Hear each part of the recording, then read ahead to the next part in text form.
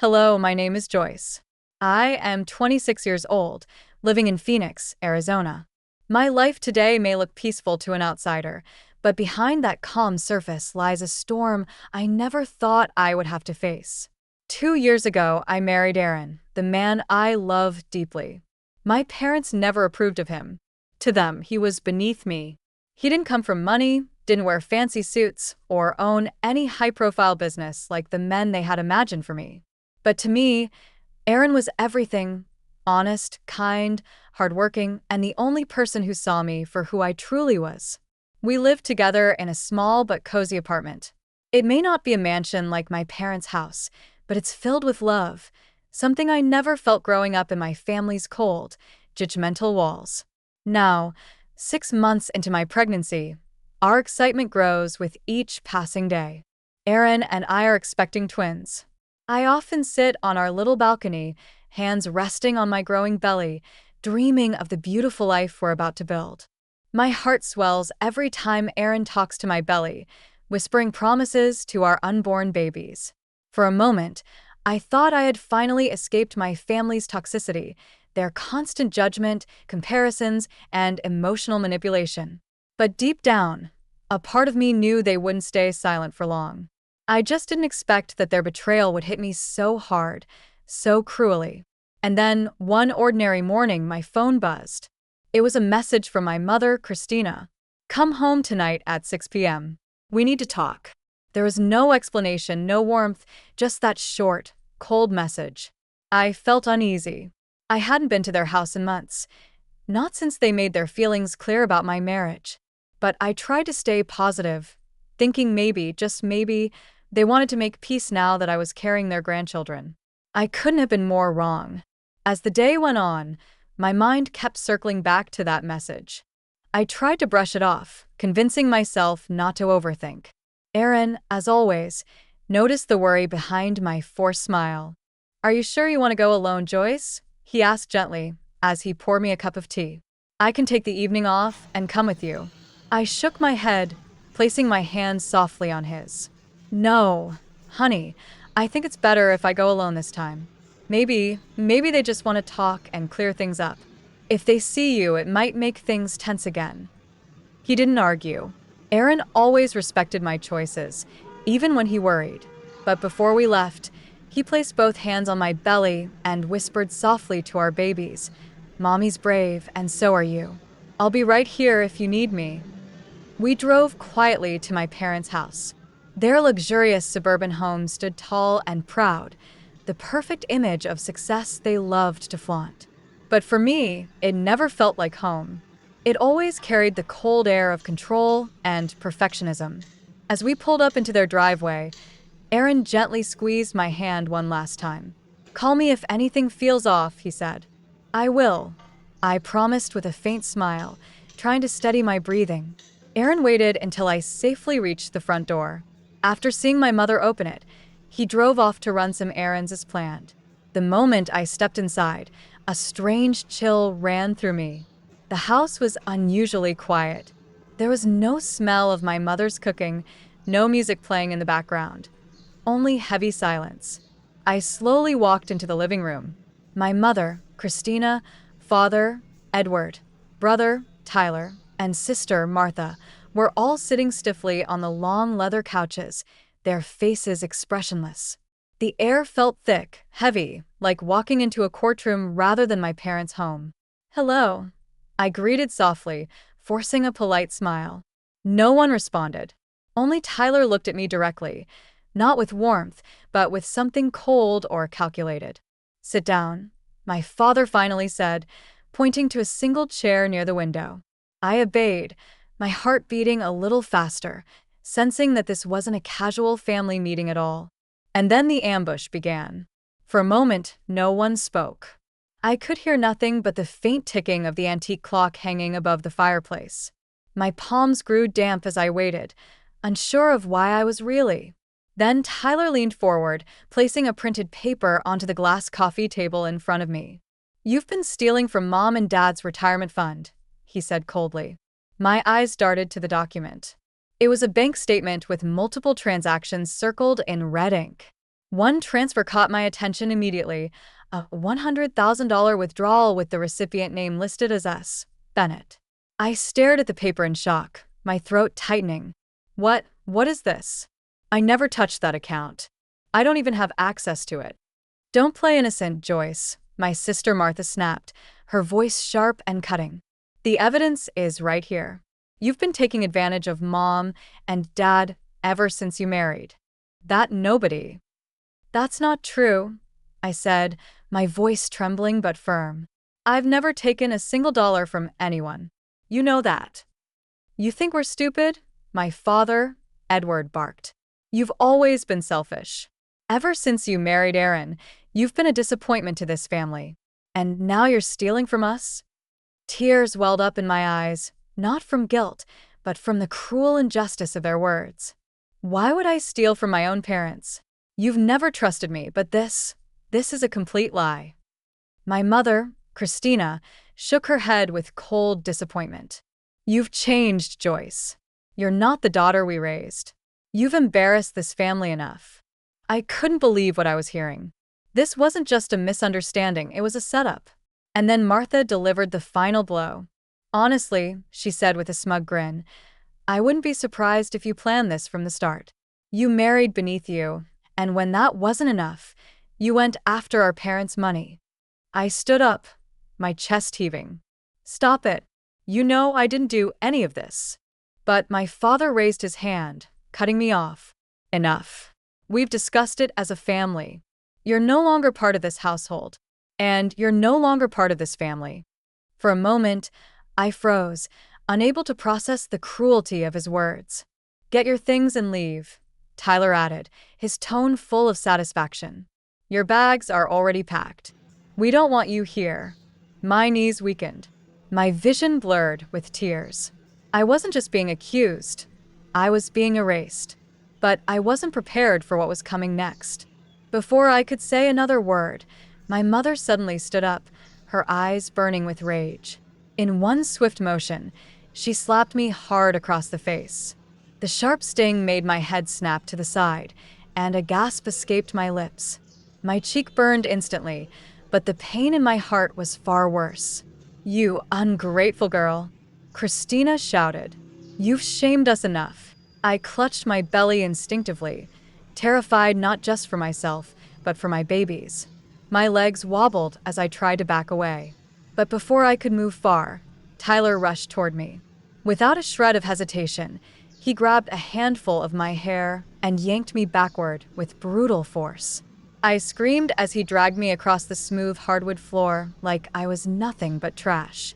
My hands struggled to hold my stomach, desperate to protect my unborn children. Please stop, I begged, tears streaming down my face. I'm pregnant. You're going to hurt the babies. But Tyler showed no mercy. His grip tightened as he dragged me all the way to the front door. You deserve every bit of this, he growled.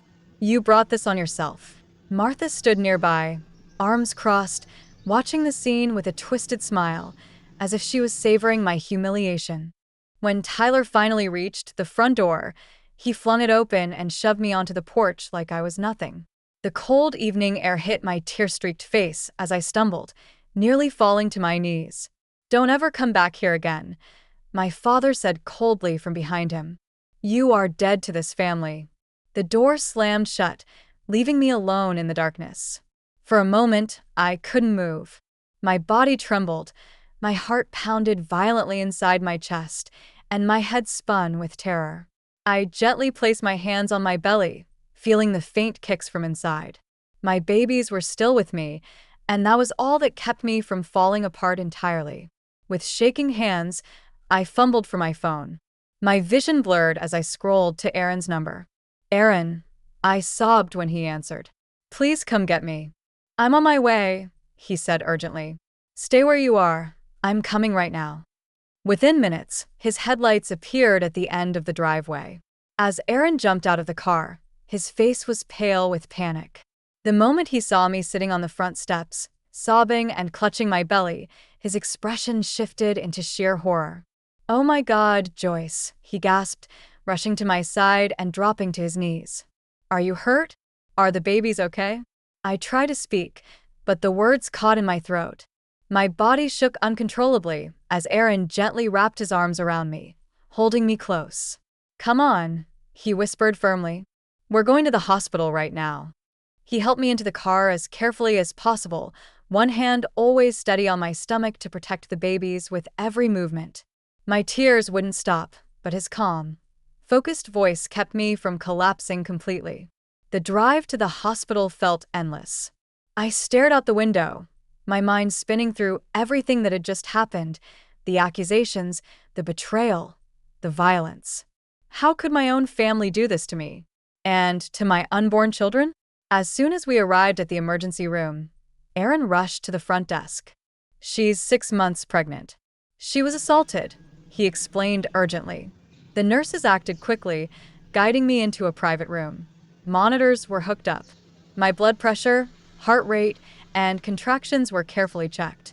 The soft, steady beeping of the fetal monitors brought both comfort and fear. Aaron never left my side, his hand gripping mine tightly, as if his touch alone could keep me grounded. After what felt like hours, the doctor finally entered the room with a calm but serious expression. Mrs. Joyce, I have good news, she said softly. Both babies are stable. There's no sign of trauma to the fetuses, and you're not showing any signs of preterm labor. However, we do need you to rest as much as possible. No physical or emotional stress for the remainder of your pregnancy. Tears of relief streamed down my face as I let out a shaky breath. Aaron kissed my forehead, whispering, "Thank God.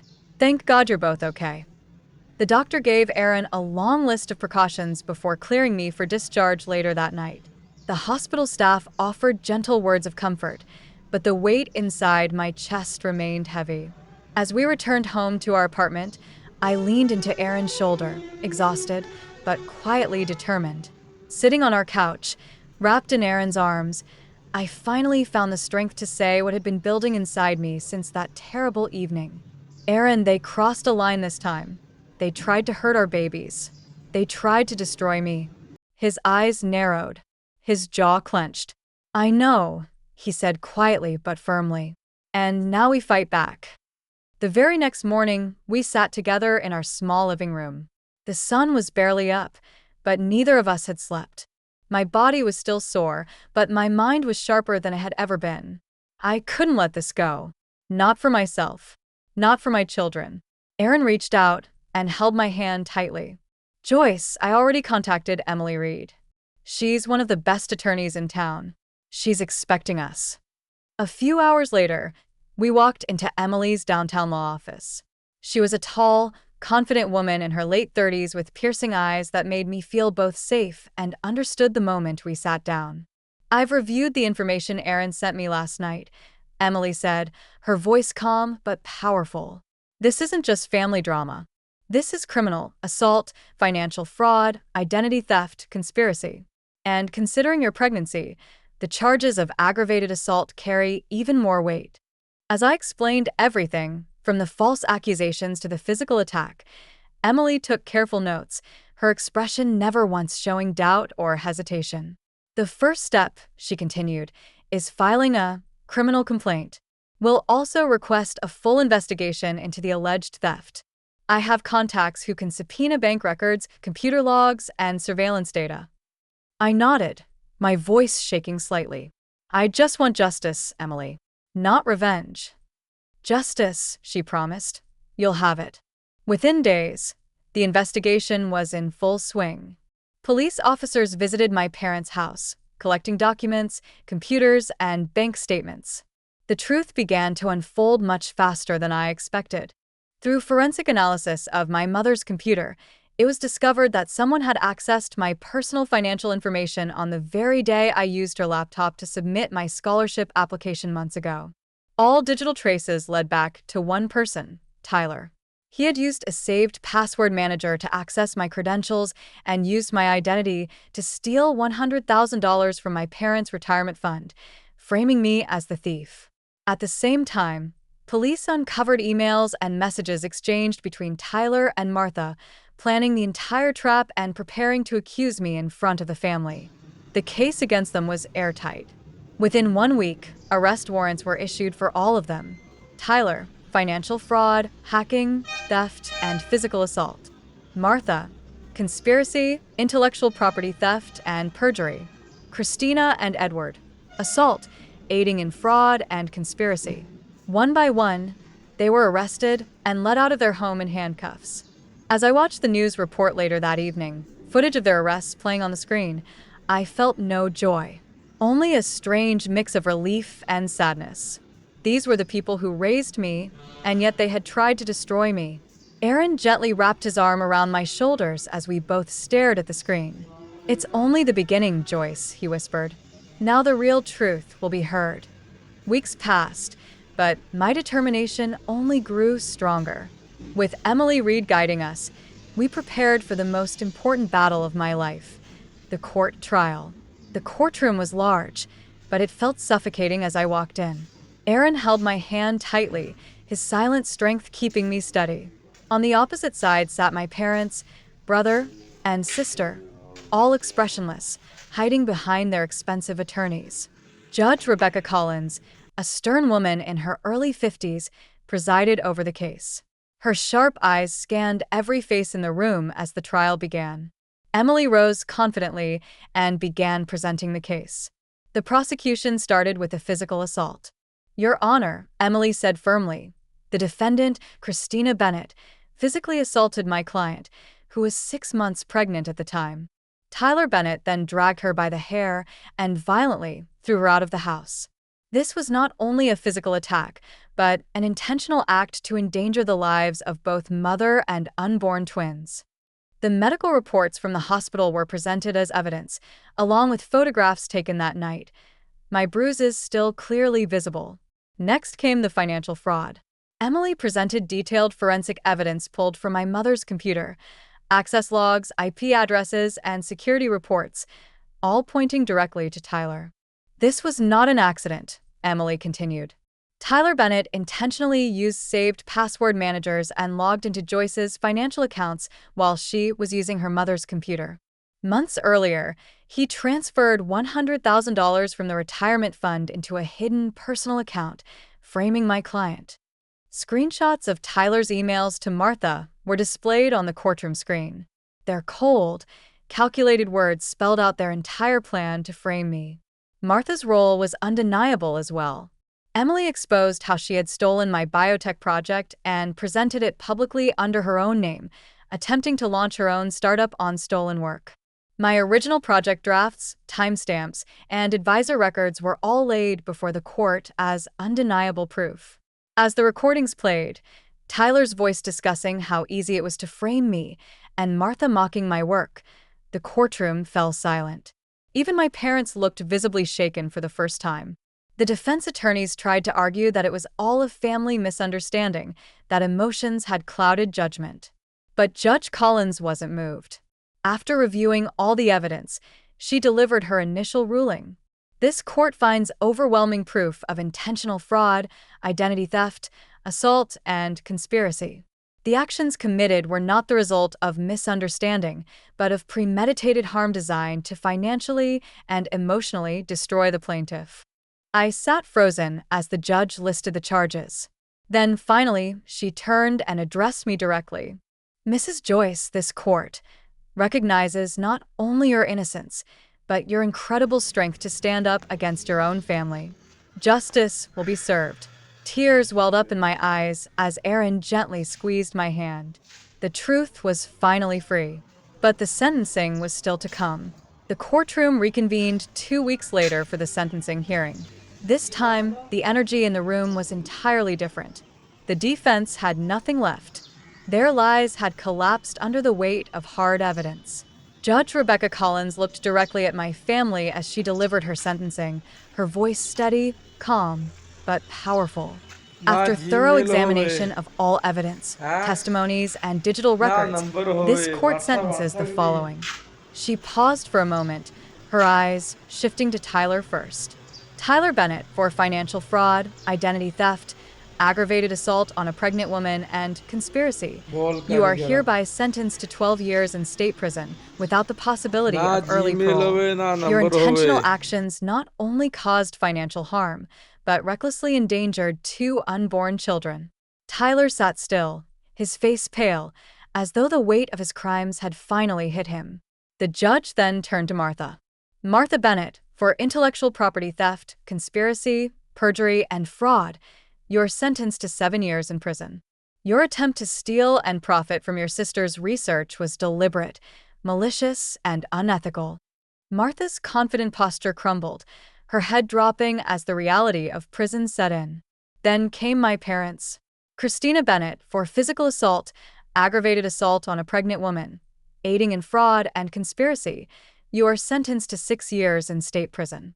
Edward Bennett, for aiding and abetting, conspiracy, financial fraud, and failure to report ongoing criminal activity, you are sentenced to 4 years in state prison.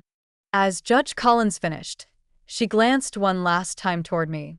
This court commends you, Mrs. Joyce, for your strength, resilience, and courage to stand up against this overwhelming betrayal. Justice has been served. The courtroom fell silent as officers approached to escort my family members out one by one. The people who once called me their daughter, sister, and child, the very people who tried to destroy my life, were finally held accountable. Aaron placed his arm around me as the last door closed behind them. His voice was soft but firm. It's over, Joyce. They can't hurt you anymore. I exhaled deeply, not with satisfaction, but with the long-awaited relief of knowing that I was free from their chains. 2 months after the sentencing, my life finally started to feel peaceful again. The weight that once pressed against my chest had been lifted, and now, all my focus was on the precious lives growing inside me. The 9 months of pregnancy had reached their final stretch. Aaron and I had spent these last weeks preparing our apartment for the arrival of our twins. The small nursery was filled with soft pastel colors, tiny clothes neatly folded, and 2 cribs standing side by side, a symbol of the new beginning we had fought so hard to reach. Then, on a quiet early morning, it happened. I woke Aaron up, clutching his arm, my breath short. "It's time," I whispered. Within minutes, we were at the hospital. The nurses quickly took over, guiding me gently through the labor process. Aaron never left my side, holding my hand, whispering encouraging words, his eyes full of pride and love. Hours passed like a blur of pain, effort, and emotion. But finally, the room filled with the sweetest sound I had ever heard, the cries of our newborn babies. First, a healthy baby boy. Then, moments later, his sister followed, equally healthy, equally beautiful. Tears rolled down my cheeks as the nurses placed both babies in my arms. Aaron kissed my forehead, his own eyes glistening. "We did it, Joyce," he whispered. "They're here. And they're perfect." I looked down at our children, feeling a love I never thought possible. In that moment, every betrayal, every heartbreak, every moment of pain felt like a distant memory, because now, we had everything we ever truly needed: love, peace, and our beautiful family. As I sat in my hospital bed, watching our babies sleep peacefully in their cribs, Aaron leaned in close and softly said, "This is our real family, Joyce. One built on love, not control." And I smiled, knowing he was right. The life they tried to destroy, we rebuilt, stronger, freer, and more beautiful than anything they could ever imagine. If you enjoyed this emotional journey of strength, betrayal, and justice, don't forget to hit the like button, share your thoughts in the comments below. I read every one of them, and make sure to subscribe to the channel for more powerful real-life stories. Thank you for watching and supporting.